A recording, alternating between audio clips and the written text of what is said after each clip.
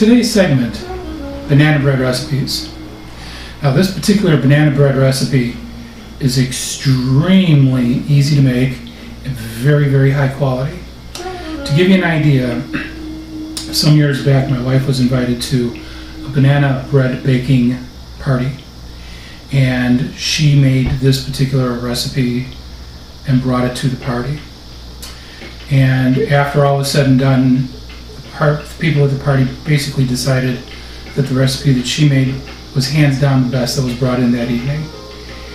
And then she told everyone, well, my husband's a chef and he was a pastry chef, and he gave me the recipe and showed me how to do this, and I executed it as per his instructions. And so she can't participate in any more baking competitions or parties because of that. But that's okay. The banana bread recipes that you're going to get tonight, very, very cool, very, very simple. We're going to be doing banana bread pudding, which we see here. And this also actually has a banana and raspberry white chocolate chip ice cream in the center with a Belgian chocolate sauce over the top of it. This is a blackberry brandy Belgian chocolate sauce. So at the end of this program, you're going to get the recipes for all the banana breads that we're going to do.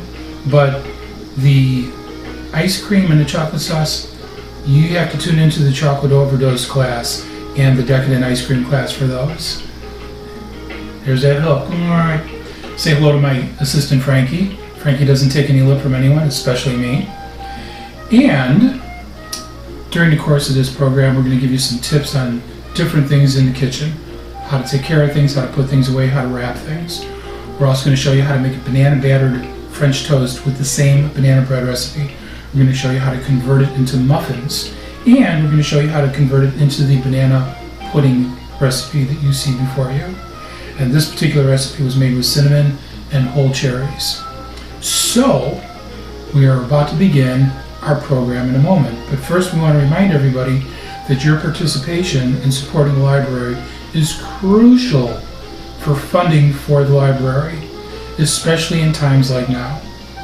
So, anything that you can do to help support your public library and maintain the services they provide your community, I highly recommend that you light a fire under it and get going and make sure that they get as much support as possible through these trying times. And speaking of these trying times, here's a little hint to help everybody at home to get through this. If you are looking and cannot find hand soap or hand sanitizer in the stores at this point in time, don't sweat it. Buy dish soap. Dish soap is chemically formulated to dissolve and break apart fats and oils. The coronavirus has a fatty exterior to its cell structure, which basically means dishwashing soap is perfect for killing it. And sanitizing your hands at the same time without drying them out, because if you buy top-end dishwashing soaps, like say for example an Ajax or a Palmolive, wherever the case may be, they actually have lotions in there, conditioners in the soap that prevent your hands from drying out as much. So it's the perfect combination. Also too, if you go into the stores, pretty much all the stores, you're going to find they have a lot of dish soap on hand and none of the other two. And what you want is dish soap, bar none. Dish soap is known in the restaurant business for being capable of doing all these things. And so when the news came out and what was taking place in here and the other, every chef I know immediately turned to dish soap because it is the #1 workhorse in dealing with preventing cross-contamination with viruses and bacteria. Inexpensive, easy to find. So definitely put that in your arsenal of things that you need to take care of your family and stay as safe as possible through the tough times that we have ahead of us. So with that said, let's move right on into making some banana bread. Okay, we're going to begin this class by making banana bread. And once we've made the banana bread, we're going to take that recipe and it's going to genesis into other dishes. So what we're going to do is we're going to make our banana bread first, and then we're going to make banana bread pudding, and we are going to make banana battered banana toast, French toast. So we're about to get started. First thing you want to do is make sure that your shortening is in the bowl first. After the shortening is added to the bowl, you attach the bowl to the mixer. This makes it much easier for you to start the process, so you're not messing around trying to get around the whip. We're going to add our sugar, and we're going to start it. And make sure that it's blended together well.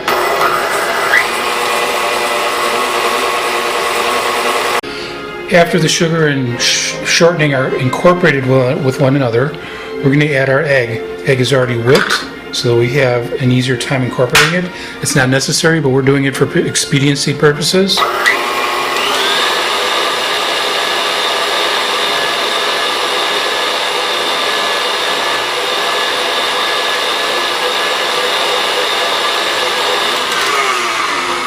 And we're going to lower our bowl, and very important, scrape the insides of the bowl well so that you don't have any extra lumps.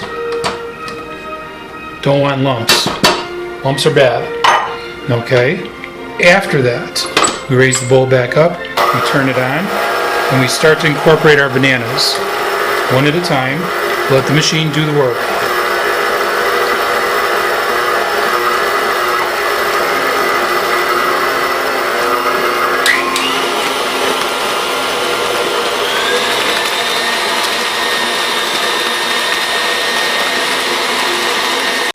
After the bananas are incorporated with the shortening and with the sugar and the egg, next on our list to add to this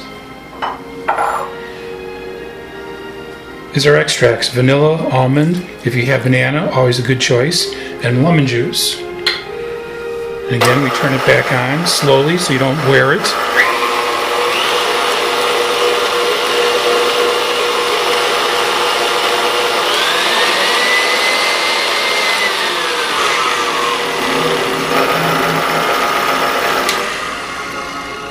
And then we're going to add our leavening agents, our baking powder and our baking soda. We'll let those stir in slowly and then fast.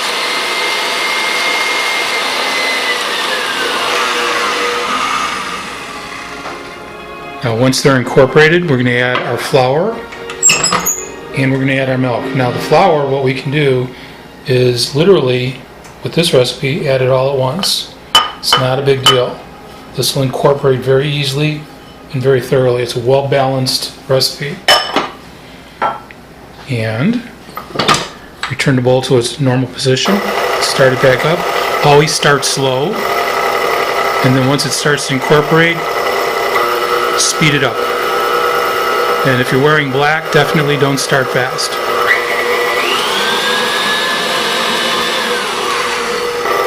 I'm going to slow this down to just barely a mix. And we're going to add our half and half last.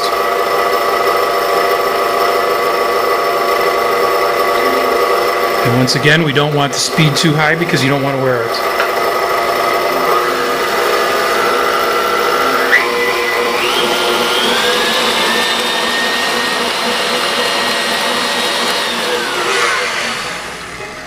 We turn it off, lower the bowl. Use our spatula to scrape the insides thoroughly so that we don't have any lumps and everything's incorporated. Remember, lumps like shortening or in particular sugar can burn holes on the inside of the batter when the bread is being baked. So that's the most important reason for making sure that it's a very smooth consistency all the way through. Okay?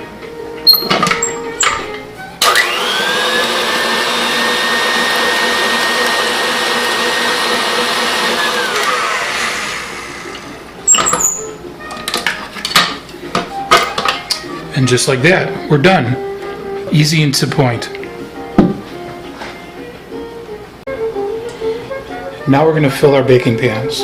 One of the things you want to remember is regardless of the size of baking pan that you're using, you don't want to fill it to the point where the batter collapses in on itself from its own weight. So generally speaking, you're going to go no more than halfway up the pan, regardless of what kind of a pan that you're using. Second part is buttering and flouring the insides of the pans is not necessary. What I do recommend is using baking paper on the bottom of the pans, just like we're using here. That will prevent massive sticking if you do have that problem with your pan. So it's a nice little insurance policy. After that, the bread itself will release easily from the sides of the pan, so you don't have to worry about that.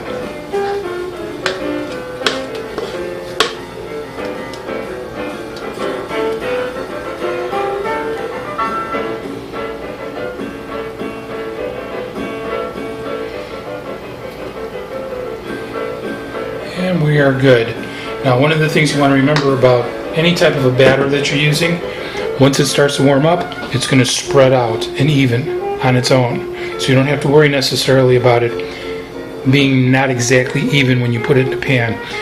99% of the time it's going to self-spread and self-level by itself. So don't worry about that part. Now next what we're going to do is we're going to make some muffins with the exact same batter. One of the things you want to do to get even consistency out of your muffins is have a portioning device that will make sure that every single time you put a scoop into one of these cups, it's the same. An ice cream scoop is perfect for the job. And so we're going to use that. Now on the inside of these pans, what we have here are pitted whole cherries. This is going to be for our banana bread pudding. And we're going to take the muffins with the cherries in them and we're going to cut them up after they come out of the oven. And we're going to use these for our pudding. And then we're going to use our loaf of bread that's going to go in, and that's going to be for our banana toast, our French toast. So let's begin. One of the things you want to keep in mind is always make sure that your portions are the same, and you want to get as little of the batter on the side of the cup as absolutely possible. This way you're ensuring that you're going to get a nice even bake. Now because we're going to be cutting this up, we don't have to worry about them being exactly perfect and even, because they're going to meet their demise at the end of a French knife.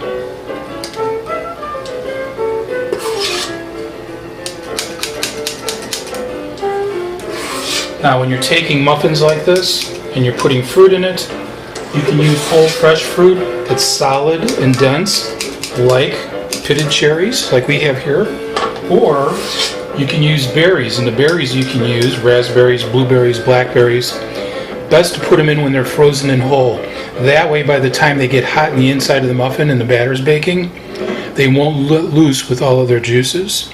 And so when you get the muffin later on and you're serving it, that berry that's inside of the muffin is nice and juicy and has a great texture to it. It does not have the same texture and the same amount of moisture if you put it in and it's fresh and not frozen. So you're always better off using frozen when you're using berries to do something like this.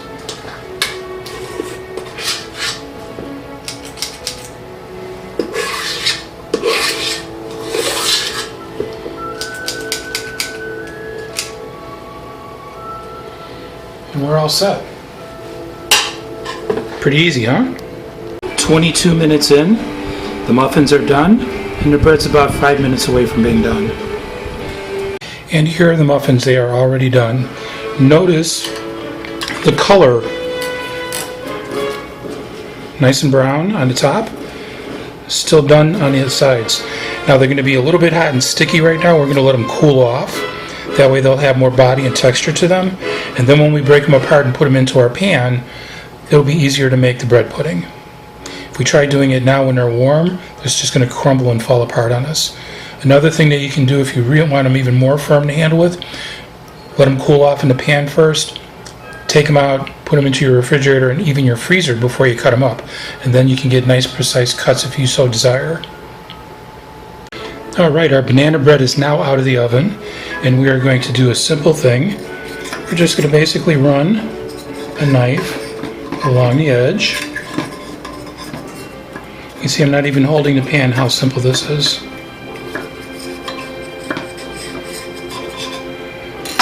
And if I was in school that day properly, it's going to just pop right out. Like so. And there you have finished product, banana bread. Now when it comes to storing the banana bread till you want it, you take a sheet of plastic, lay it out across your table, put the banana bread into it like so, tear it off, and fold it. Now the banana bread is still warm, which is fine. And what we do is squeeze the air out of it, give it a nice airtight seal. The warmth of the bread will cause the plastic to collapse and tighten, and you have a nice seal. And you'll have a really, really nice sealed product. So you don't have to worry about it getting stale on you, anything getting into it like odors, and you're all set and ready to rock and roll. Now we're taking the banana muffins that we made and breaking them up and putting them into the pan to make our bread pudding. The reason that we're using the muffins and not the bread is because we have more baked caramelized exterior, which gives it a really nice caramel flavor and is also a little bit sturdier than just taking a loaf of bread and cutting it up, although that's perfectly acceptable as well too. This is just what I think is a superior version of doing the same thing. As you can see, we're not going to get any crazy about this. We're just going to break it all up and fill the pan, and then we're going to add our batter and we're going to pop it into the oven. And now we're ready to make the batter for the banana bread. And in here we have all of our ingredients except for our milk. And all we have to do is just turn it on and slowly add the milk, and we're all set and ready to rock and roll. Okay, here we go. Pretty easy stuff.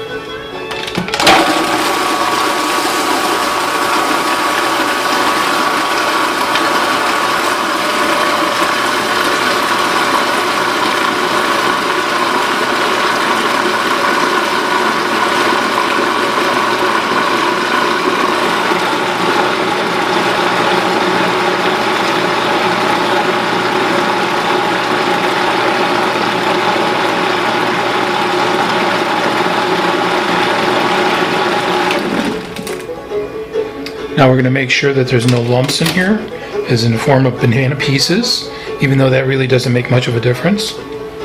And we're in pretty good shape. There's only one piece that we can see.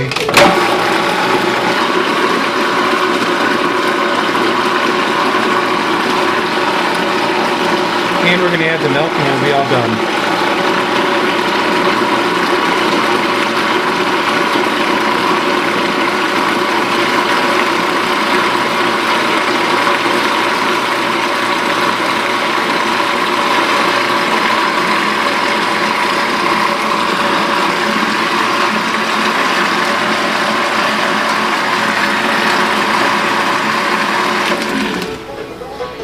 It was that easy. All set and ready to rock and roll. We're going to pour this over our mixture, pop it in the oven, and while it's in the oven we're going to make our topping for it. And we're going to add our batter. We'll let it seek its own level. You see a couple of small pieces of banana coming out that weren't pureed. Absolutely no problem at all. You can see that the recipe is pretty much right on the head where we want it.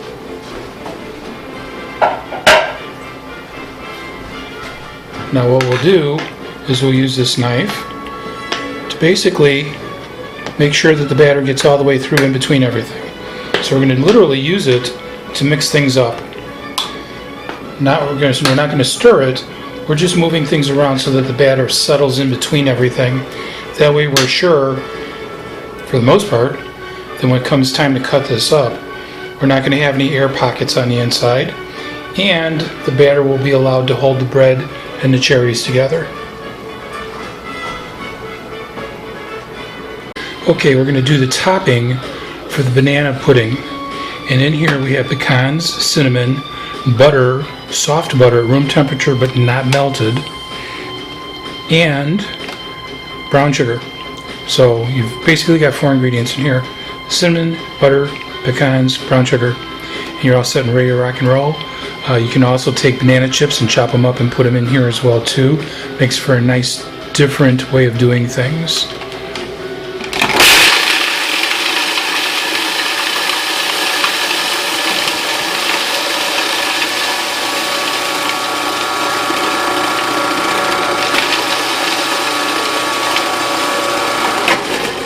We'll turn it off and make sure it's getting mixed up properly. You can see how there's still a lot of butter there.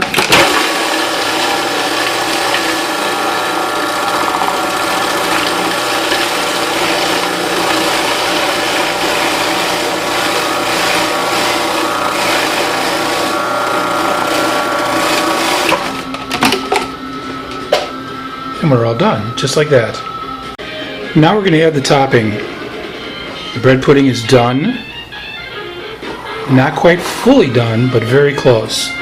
Now the topping, we warmed it up just slightly on the defrost cycle, so it has a very soft, easy to move easy to spread consistency, but notice that it's not separated.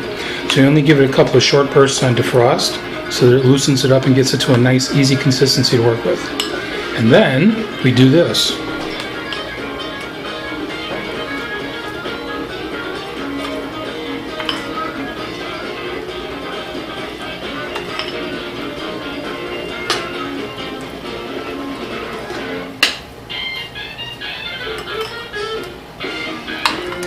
Now, if you have any little pieces of butter that are left that are not completely chopped up and spread into the mix itself, don't worry about it. This is going in the oven and it's going to bake. And it'll dissolve and blend in with everything else. So that is absolutely not a problem. And here we go. Simple and to the point. Now what will happen is when this melts in the oven, the sugar will caramelize. We'll mix it with the pecans and the butter will literally melt and sink into the bread pudding, and you're going to have a really decadent, almost a German-style streusel topping for the top of the bread pudding. And then at this point in time, it'll be easy to cut up and pull out of the pan, or to actually scoop out with an ice cream scoop. You can do that too. Either way, it's going to work out well. Okay, back to our favorite piece of equipment in the kitchen for this video is our food processor. And we're about to make the banana batter. Once again, very simple method. Everything goes in a blender. We turn it on. We'll let it blend. And then we'll check the consistency and see how it handles a piece of banana bread going into it and then going into a skillet. So if we have to make any adjustments, we will. Perhaps the banana water content will be a little bit different.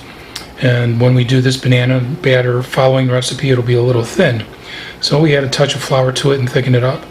Or maybe it'll be a little bit too thick, and we'll add a touch of milk or half and half to it and thin it down a little bit. So we totally play it by ear.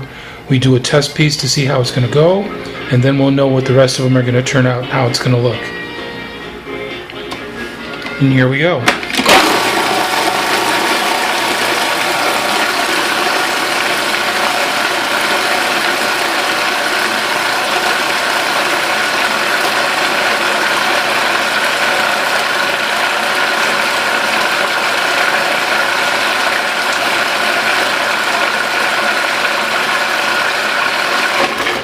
Now we're going to turn it off for a couple of seconds and we're going to scrape down the sides. We're going to turn it back on for a last blast to make sure we get the last few pieces.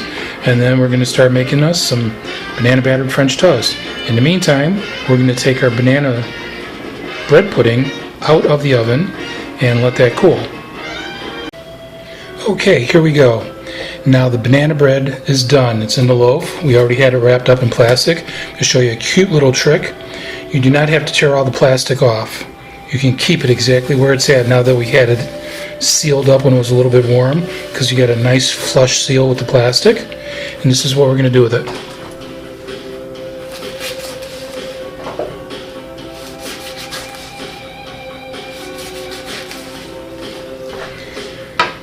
And everything comes right off. A little piece of paper on the bottom, and we're done. The rest of it's still got the rest of its nice seal. And we just wrap it up with plastic and seal the end and keep it as it is. And so now you're not using extra plastic than you need to throw into the garbage dumps. And also too, you got a very, very nice seal, so you're keeping the freshness. And notice how consistent the baking is all the way through, top to bottom, no raw spots. All because we didn't overfill the pan and we followed the recipe. Remember, when you're doing baking and pastries, you're doing formulas. So when you change the formula, you're going to change the outcome. It's not the same as cooking. So always make sure that whenever you're paying attention to any of these details, as far as the formula goes for baking, be precise. The more precise you are, the less errors you're going to have. Okay, we're going to start frying the banana bread. And here we have clarified butter.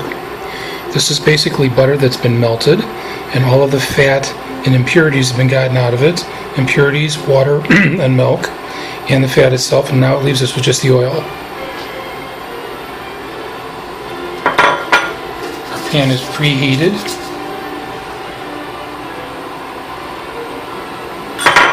And without the fats and milk, the temperature for frying is much higher. Remember, whenever you're adding anything to a pan, like I'm doing now, always do it slowly. Make sure your piece of banana bread is covered completely. Notice how I'm not getting splashed by any hot oil. Everything is nice and simple and to the point. Slow movement with hot oil means you're less likely to be burned. That's kind of important. And here we have our banana batter bread with our banana batter in the oil and frying.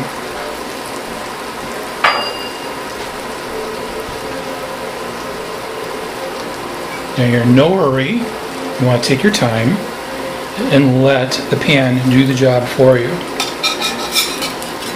Okay?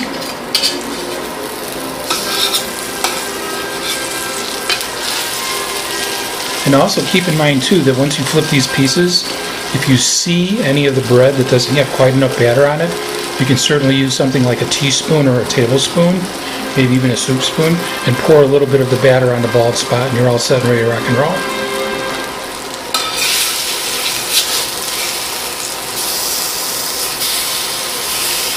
And we got a nice golden brown color. So what we're looking for.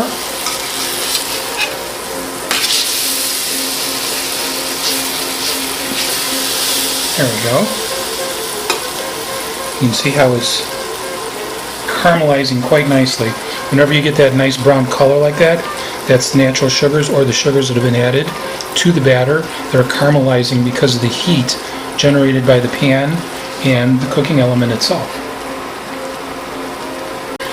And on this one exposed end, we're going to add just a little bit of banana batter, as I was explaining earlier.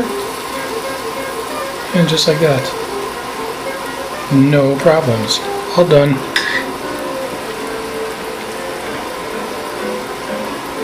Now keep in mind, whenever you're cooking anything like this, there's a lot of different ways to serve it. You can serve this with whipped cream, fresh fruit. You can take some whipped butter, honey, maple syrup. You can even use fruit-flavored syrups if you wish. Agave syrup. Totally up to you. Whatever floats your boat, go for it. Don't slow down. Do what you want to do. After all, it's your kitchen and it's your food, so do it the way that you want. Your rules in your own kitchen. And we're going to put our banana bread onto a plate now and have a sample and see how we think it's come out.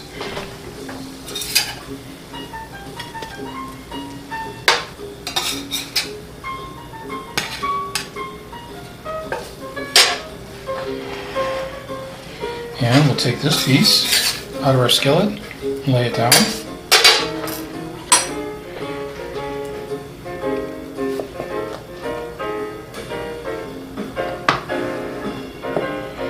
Make sure it's not too hot so you don't burn your lips. Whoa.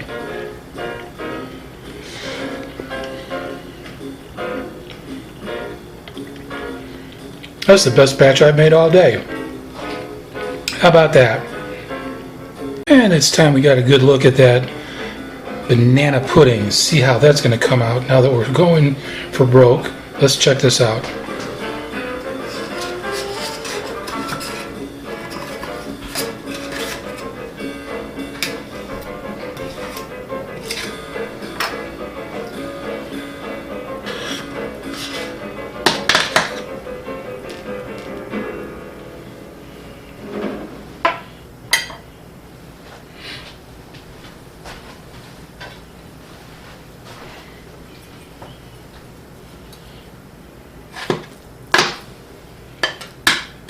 Now remember, when you're doing any type of a bread pudding or a fruit pudding like this, it should actually be a little bit soft. It should not be dry and hard. It should be moist and tender every bite.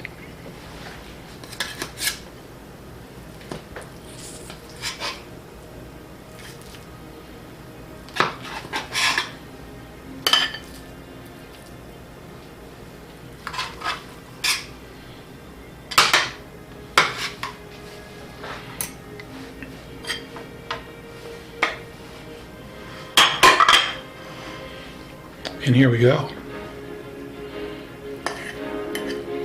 Bread puddings like this are excellent with ice cream. Oh, That's serious bread pudding. Spot on the head. Notice how it's nice and soft and tender and moist all the way through. Excellent texture. Nice and hot. And notice how the topping isn't hard and crunchy. It's moist and it seeps in just like a sauce. This is what you're looking for. And of course, you get your bonus when you find the cherries.